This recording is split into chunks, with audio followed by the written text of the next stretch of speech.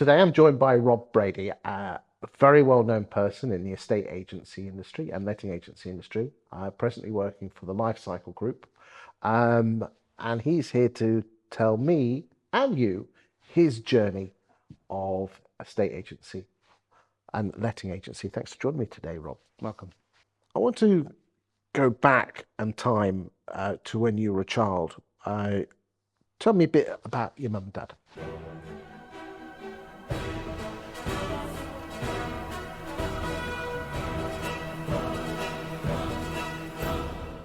Uh, one of three, well, one of four boys. Traditional village countryside setting. Apparently. Whereabouts? Wingham, so Which just is outside Canterbury. Literally four boys in the middle of nowhere, getting up out, to mischief. going out, setting fires to things. All Yeah, sorts, this yeah. sort of thing. Yeah, What year were you born? 87. Oh, good stuff. So yeah, Happy childhood? yeah, good childhood. I've done a lot of work in the last few years, and to actually a lot of stuff which I have gone through my own healing journey has come back from my childhood. Nothing too bad, but just some of the stuff which actually quite interesting. You look back and you think, oh, that's why I am the way I am. So yeah, it's quite a We'll come back to that self-awareness later in the chat. yeah. What did your dad teach you and what did your mum teach you as a child? Oh, I had some different learnings from my dad. My dad's learnings came a bit later in his journey. Having four boys, the stresses of having a financial burden of growing up with them and looking after us all boys and providing for What us. did your dad do and mum for a job? So my dad was a bank manager. Okay. My mum worked in sort of retail finance. My dad used to actually set up, he used to work for Woolwich Building Society, set up the open plan service they used to have. So he used to run all their mortgage services. Yes. But he had a heart attack in his 40s due to the stresses of his job. And I remember seeing my dad in a whole different way. And then the biggest lesson he ever taught me was don't get so stressed in life that you end up dying just because of your career. So that was quite a big learning. And I was like my teens. So that was the biggest thing I ever learned from my dad, not to take everything to the point where you have a heart attack. And then for my mum taught me how to be a more. My mum taught me emotion as a man, and to hold it with strength.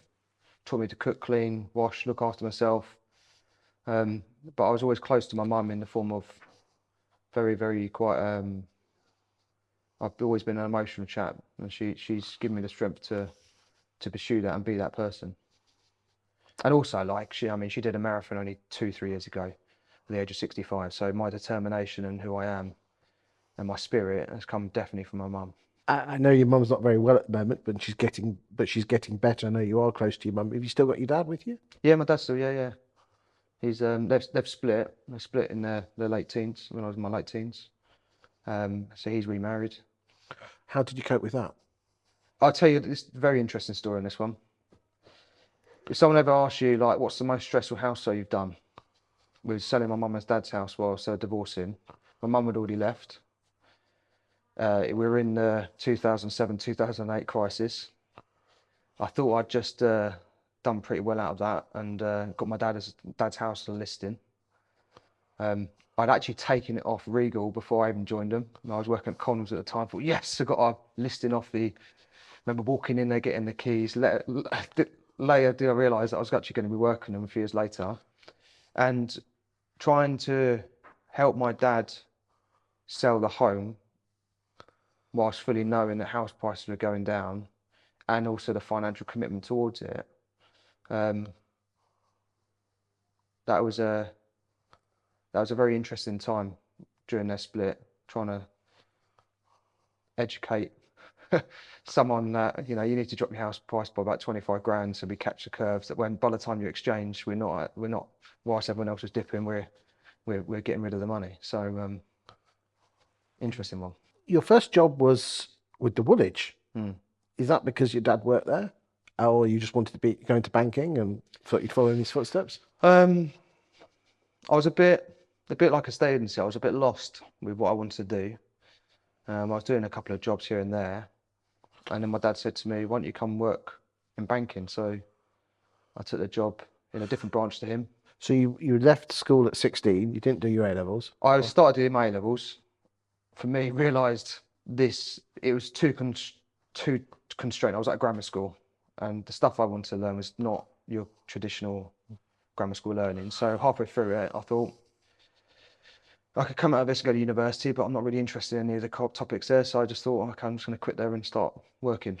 Um, so I jumped into banking. What did your parents think when you were quitting your A levels? My mum and dad have always taught us to be free-spirited. They've always been taught us to be explorers. So there was never, as a child, we never had any of the you must do this and you must do that, which I think crafted us to be in such different careers. So you went to work for the Woolwich for a couple of years. Did you enjoy it? Yeah, I did. I was actually a relief cashier. Oh, I used to cashier for that when I was bank manager. Loved it. Yeah, so I had about 8 different branches I'd go to and just jump in when there was sickness and stuff like that. Um, and then I landed a position in Faversham as a personal banker. And even I ended up running that branch because the managers of it had another office branch they're looking after, so they needed someone in there. So I was like, at the age of like 19, 20, I think probably at that age, I was effectively running it as a secondary to them. And I took that, I mean, out of their branches, I remember taking it from like 7th bot to 6th top in about a year, doing all the personal banking. And obviously Faversham is quite a town of like, you must be known, and if you're not known, who the hell are you? So that was an enjoyable experience doing that. Um, What did you learn? Learn the relationship building, like, and the connectivity you can have with that. You have one person in, and in those days, obviously Barclays were taking over Woolwich, so they were trying to get you must sell credit cards and you must sell this and the stuff everyone obviously got into trouble with, and I was a bit like, no, that's not. I don't know this person. I'm going to sit down and chat to them. They need a credit card before you start telling them I need to sell them one. But off the back of helping people, then you'd have like, there's an older town, so like Barbara would see Dorothy, and Dorothy would come in and go, I've got 50 grand to invest into here. She told me you could do this. Yeah, because Barbara said, because trust is Yeah, transferable. exactly. So that's what I learned that. Why did you then become an estate agent? I stepped out of banking because I met through a friend's dad who had this job career thingy, and he said, "Come work for me. It's the best thing ever. I like you do." Took that green grass route and realised he was a knob, and I didn't want to work there anymore. So then I thought, what else is doing there? My dad knew someone that worked at Regal, or no, Connells at the time, and said, like, "Do you want to go and join Connells?" And I thought, I like houses. We all like houses. Yeah. Like to watch them on the telly, don't But we? then at the same time, I remember my mum and dad years before. I remember mum and dad trying to sell they had another house they tried to sell, and they had like 6 estate agents. And I remember even just looking at, observing the photos they'd taken and all the bits and pieces, and trying to help get that house sold. And obviously later down the line, actually selling my mum and dad's house. So I knew I had an interest, and that came a bit of an obsession as well. You were there for 14, 15 months. You left in '08 and went back to banking. Yeah. And if you don't mind me saying, I've looked at your CV, you do have a habit of going back to the old job quite often. More of that later. Yeah. Why did you go? Why did you leave? I mean, okay, back end of '08, height of the credit crunch. Yeah. Is it Let's basically go back into banking now. Just why? as the banks are crashing. So basically, I'd gone from the Canterbury office in Connells and gone to Maidstone, and I was working in Maidstone doing all their repos and stuff. And obviously Maidstone's quite a big town, a lot going on there. There's a massive amount of repos happening. And the Barclays sort of Woolwich main area office was in Maidstone, so I was in there just doing some banking as you do, and I saw my old area manager, and he said, "Oh, Rob, how are you getting on?" Just started chatting to him. He said, come back. It'd be great to have you on board." And obviously stepped back into it, but that was really under Barclays at the time. Woolwich had obviously been dissolved by then. So I went back into it and just again thought I knew that job. And obviously by then, like, I'd learnt my craft in the state, and see, I'd been for the most toughest period you probably have. Like going into it, I'd literally jumped into the fire and poured petrol over me and carried on trying to drive it through with obviously what would happen in the housing market. But equally at the same time, working for a corporate, I just didn't agree with corporate values, and I was just learning my own journey of what type of employer I wanted to work for. So you lasted only a few months there and then went to work for a steel firm. Yeah, I got basically made redundant to some extent. AKA, they said, right, here's your target. We're going to increase your target by 2,000%, and then that's your new target. And oh, you haven't hit that. So I thought, and I just didn't agree with corporate banking by then. Like they got rid of the Woolwich way. I'd gone back into it, and it was the Barclays way. I was having a lot of conflicts with people because I'm a bit of a maverick, and they were right Really? then saying, I'd spotted that one. they were basically saying again, like, you got to sell 17 credit cards today. And I'm like, I'm seeing this guy who's got loads of debt. I'm not going to sell him another credit card. It's not morally right. So I just couldn't fulfill the targets they want to hit because basically the targets are based around how much money you can get out of people rather than helping people. So when I left there was not really many jobs because we were in that Yeah. dip. So I went and worked for a steel firm, did their blue chip companies. I was learning all about steel, which is an interesting one. But in that period of time, the biggest thing I got taught by my dad was just get out and do some jobs. So although I was there, I'd done a load of other bits and pieces just to get my income coming, and I'd done apple packing and done factory work, worked on P&O ferries. The steel firm was obviously a part of that. So I'm a grafter. I mean, if you listen to Gary Vaynerchuk, he says go out and taste different things. And you know, if that was on a CV, if we were talking 20 years ago and you'd have flitted from job to job, then people would have said, "No, that doesn't look good." But nowadays, it's not an issue, is it? Yeah. As long as you're learning. Yeah.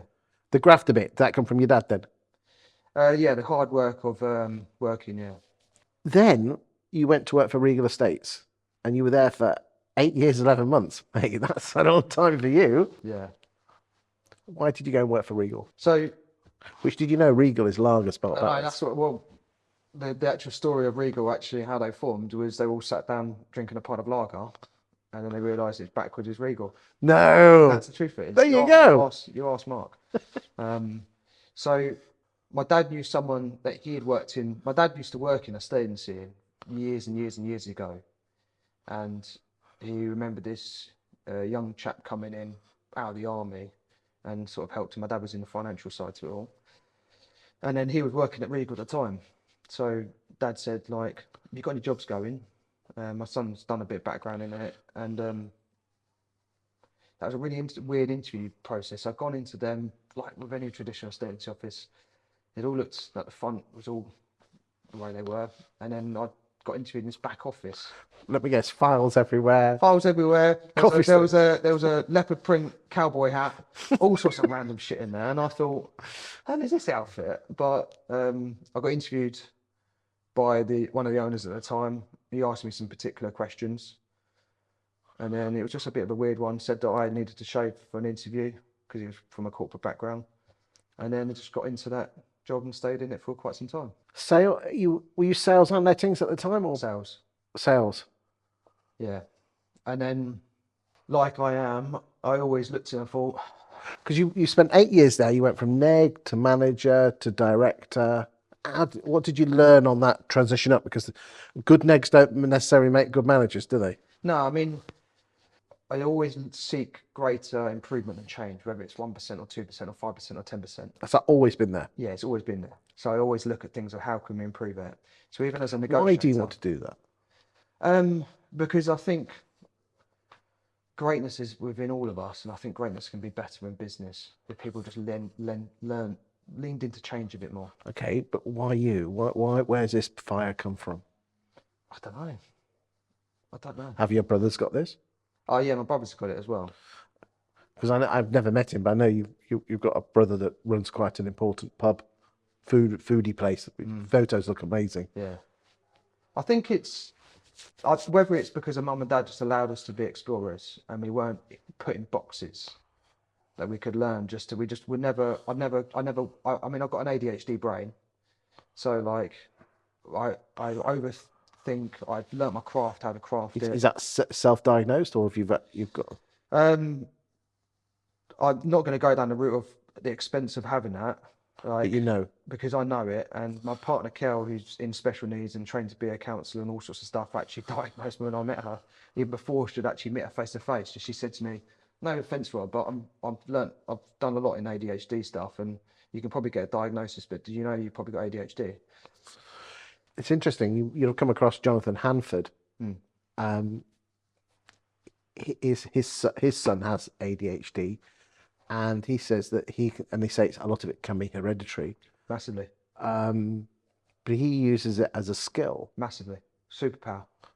And let's be honest, most estate agents are on in terms of the way they act. They're very people orientated as opposed to process orientated, which means they use their people skills to try and persuade people to do something. Hence why they're good on sofas. But when you have that people skills, but also you have the as you say, the superpower of ADHD, obviously applied in a particular way, you also get the benefit of systems and doing things right. I know you don't actually say you're process driven, but that's what my understanding is. What does it exactly give to you? Because you obviously have the people skills. So I'll give you. This is quite interesting. So I only realised I had that only a couple of years ago when I met Cal. So before that, I was very conflicted because I didn't understand it. So I would come out and blurt stuff out. I'd interrupt people. I would go off on these hyper-focused routes. So obviously, to a lot of people, I'd have been disruptive. Now I've learnt what I've got. I can learn it. I've crafted it. So now I know what I call it my ADHD brain. So my ADHD brain's out today, and it's on one. And that's whether because I've done particular things that all of a sudden, like my levels going a bit intense, etc. So it's allowed me to. Is it the conscious side or the subconscious side? It was in the subconscious side that I brought to consciously through my own. So you've work. got so you bring it. So basically, you've got to open the conduit between the two, Yeah. and it comes out. Yeah, Can you mentally go in and open it? yeah. And that's through flow. And what's that? Flow is when you get yourself into a state of, when you drive somewhere and you're on autopilot, that's effectively flow in its very, very basic format. A lot of peak performance people use it, that they can break boundaries beyond your capability of your thinking. So I use parts of flow to get myself into a hyper-focused state to then allow me to excel on projects, which some people might be really. That's the reason why I can manage my clients I've got multiple different clients, multiple different strategies, and multiple different things. But my ADHD brain helps to work out strategically how to manage it all. You wouldn't be able to do that if it was purely all in the conscious brain. Yeah. So by using your skill and the flow and bringing the conscious and the subconscious together, because I've been told the analogy is your conscious brain is 9 foot square and your subconscious is 9 acres. If you can bridge the two together, or as you say, using the flow method, can people learn this themselves? Yeah, they can learn flow. It comes a lot with self-awareness, and it comes with a lot of working on yourself, and also like going deeper inside you. So I only knew I had ADHD because of a route that I'd gone down for quite a few years of like healing and self-learning. And then I looked back and thought, wow, that's why I acted the same way I did. So in that way, then you learn how to control some of your elements of that to really focus on it. So I realised, I jumped from different thing to different thing to different thing, different thing.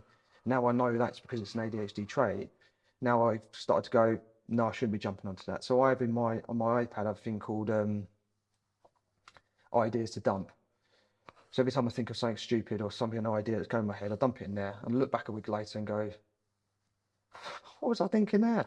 Yeah, but there must be some gold in there. And then, I think if it is still valid, and a month later I come back to it as well. So it allows me to focus on it. Otherwise, I'll be doing 25,000 things in one go. And not finishing anything. Yeah.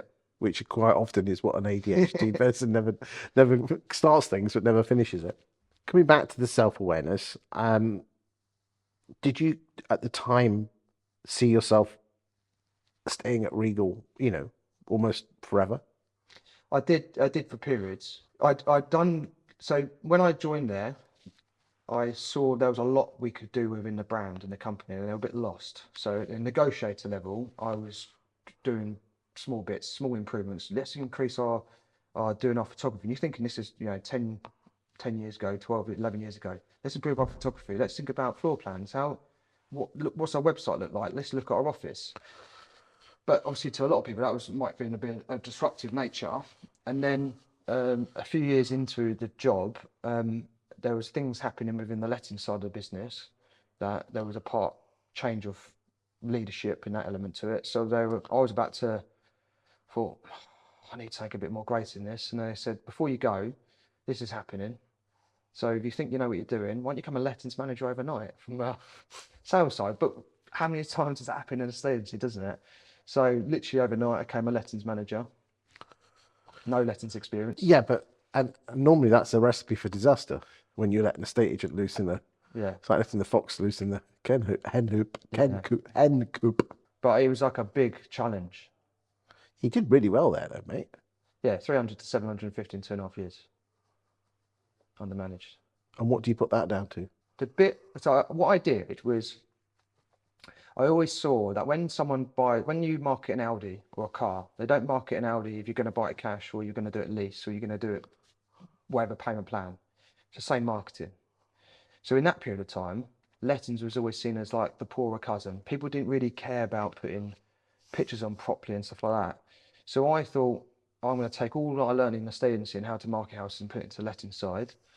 And then I'm just going to start to look at every single client that we've got and see what we can develop strategy-wise with them. And at the time, obviously, there was a big war between existing leadership trying to take our existing clients and pulling them over to them. So we had that, and that was a big driving factor to being like, no, I'm going to, I'm going to show my worth here. And that was a brilliant, brilliant period of time because, absolutely annihilated the market. Your partner at the time, Charlotte, worked for the firm as well at the same time. How were you able to? Because let's be honest, it's not as if it was your own business. How were you able to compartmentalize working with your partner in the business? That was a learning in itself. Because the first 6 months to a year, it was, Were you Charlotte's boss? no, we were split 50-50 Okay. within the letting side before I ended up taking over the sales side to it a few years later. But in those first few years, we were split.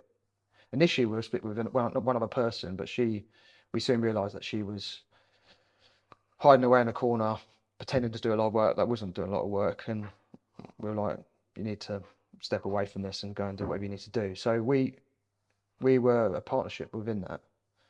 But it was 7 o'clock in the morning to 11 o'clock at night, even though it wasn't our company, and we drove that every single day for quite some time until burnout started to happen a little bit.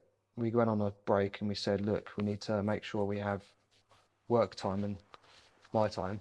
I think still in that process, I still didn't know my ADHD brain at the time, so I was always switched on with work time where she would have a bit more downtime, but I knew not to maybe talk to her about it and talk to other people about it. And that was a big learning for me. You went through a pretty rough patch in 2018 where unfortunately Charlotte's mum committed suicide. How did that affect your work and life balance? Um, it was very tough. Personally, we'd gone through.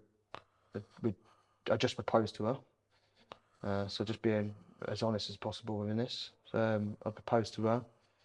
We'd just won the Estes Award, first time ever, despite not being, not whether people thinking that we wouldn't even be able to do it. Managed to go there and absolutely, win it, and that was a big high for us. And obviously, a few months later, that happening, I decided to change from CFP to Dupix at the time because CFP was being discounted out, and then at the same time, exiting 150 student properties out of the summer period. So it was a tornado at the time,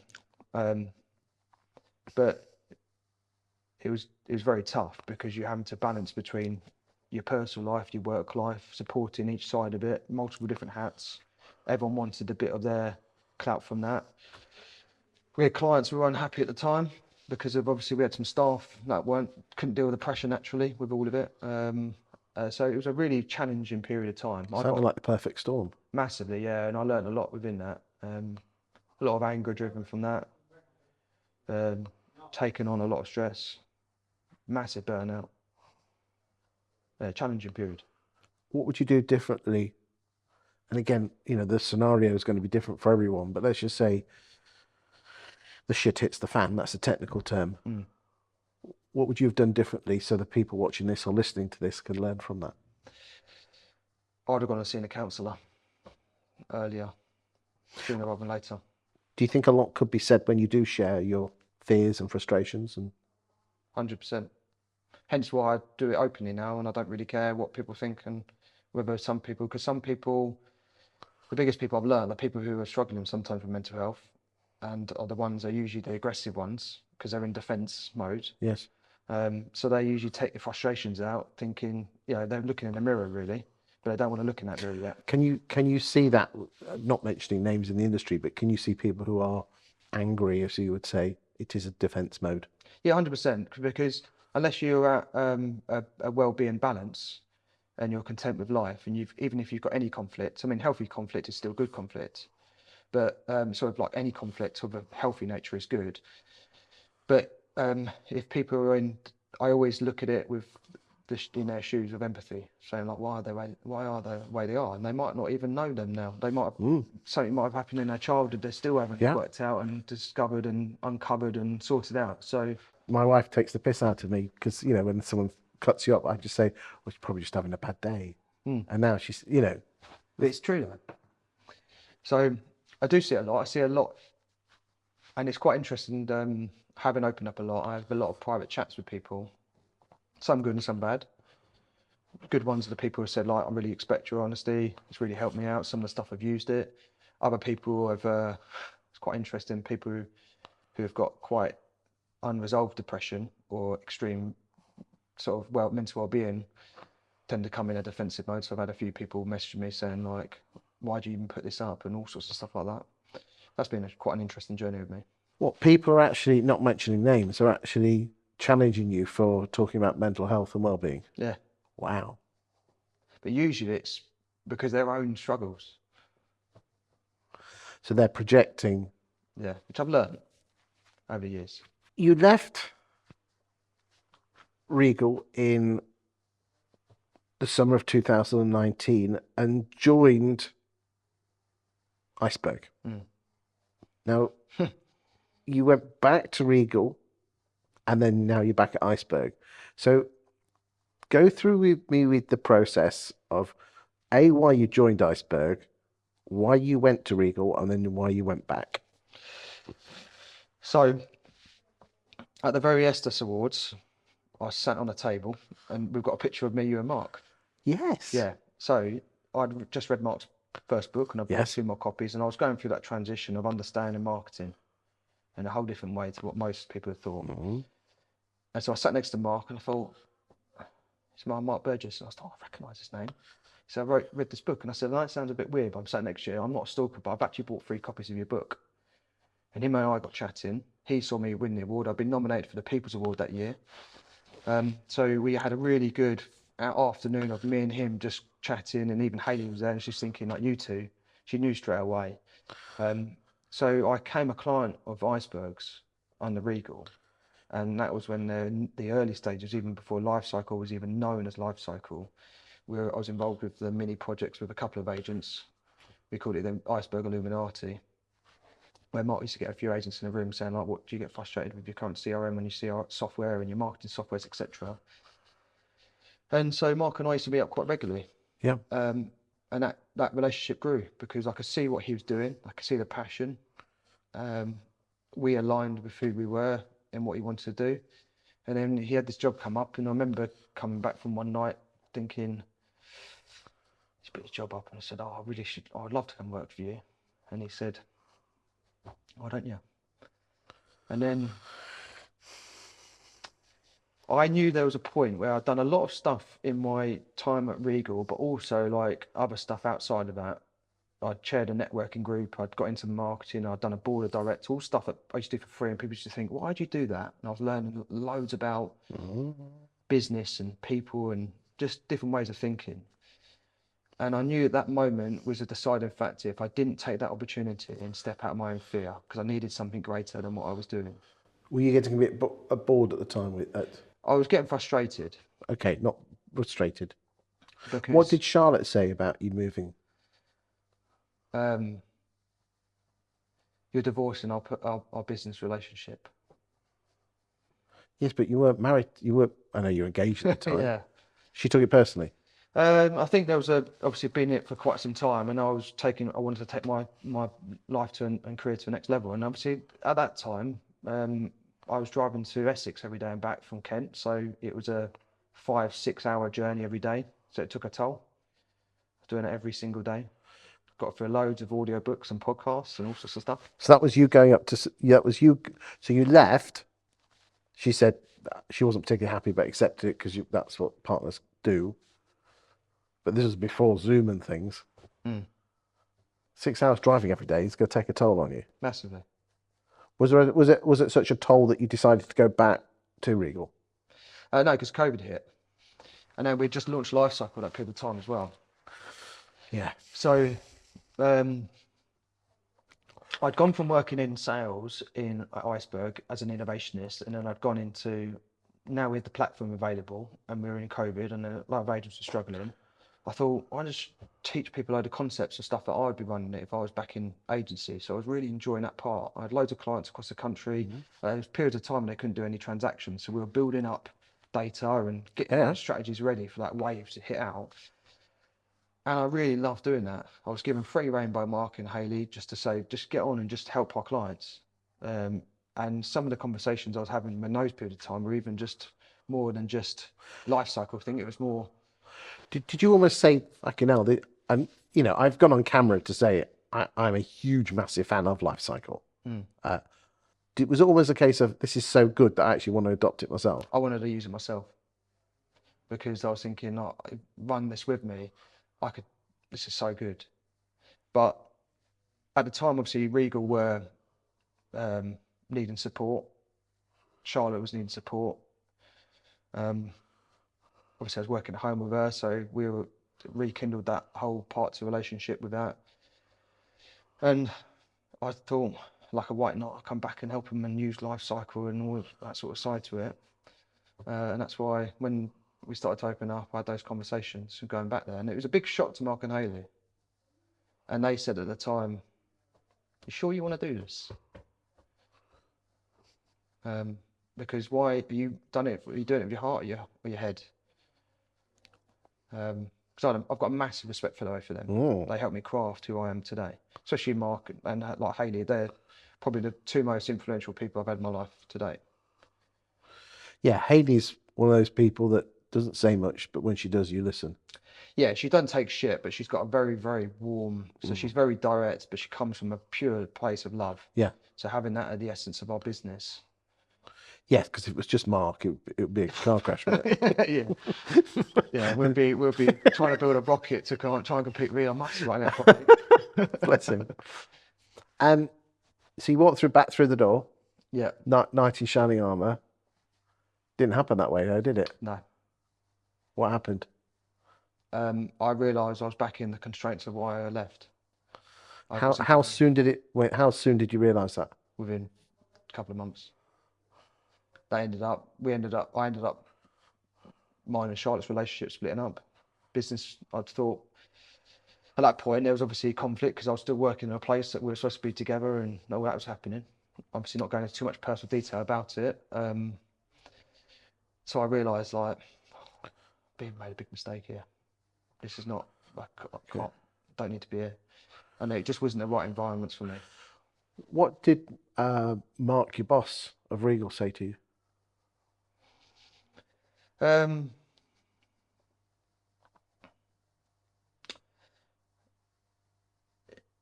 He was quite. I'd gone back as a lettings director rather than what I was in my old position. So when I decided to resign, he said, "Oh, I was going to give you the whole thing again." And I thought, well, if you're going to do that, you would have done it in the first place. So I was being capped and restricted, and I knew by then I'd learnt so much from Mark, from Iceberg and Hayley, and I'd been in those different environments. I thought, no, I'm not going to waste my life anymore. I've had too many death traumas in my life to think I'm not going to be one of those people sat in a job hating it. So I thought, do I go the route of setting up my own? But at the time, obviously, cash flow was a bit difficult because of going. Okay. Did you leave with Mark's blessing? Yeah, I did. Yeah. Yeah. What did Mark teach you in all those years? Mark taught me. Because I know you think the world of him. Yeah, he taught me. He's always had an entrepreneurial spirit, so he's taught me that part to it, I think, the most. So I was a bit knew I needed to go. I knew I was in the right place. So I messaged Mark and said, like, just to let you know, I'm going to be leaving Regal again. And he went, so soon? And then he messaged me and said, I've spoken to Hayley, when you come back? So when I saw him, we sat down and I said to him, he said, what do you want to do? I said, I realised after all these years, I don't want to work in sales anymore. It's not for me. I want to help people. I want to live a life now with a purpose of helping people inside out, outside of work. He said, so what does that look like? I said, we haven't got a coaching department. Let's set up a coaching department. Let me learn all the stuff I was learning whilst we were in lockdown with our clients and the strategies I'd had, but let me do it properly. So what you're telling me is that as an estate agency supplier, both you and Mark and Hayley realised, and I think I wish more firms were like this. It's all very good having these great systems, but if you don't implement them, implement them and B, follow through, then nothing happens. Because that's a big criticism of estate agency suppliers, isn't it? Yeah. It's your job to ensure, because let's be honest, it's not cheap. It certainly isn't cheap.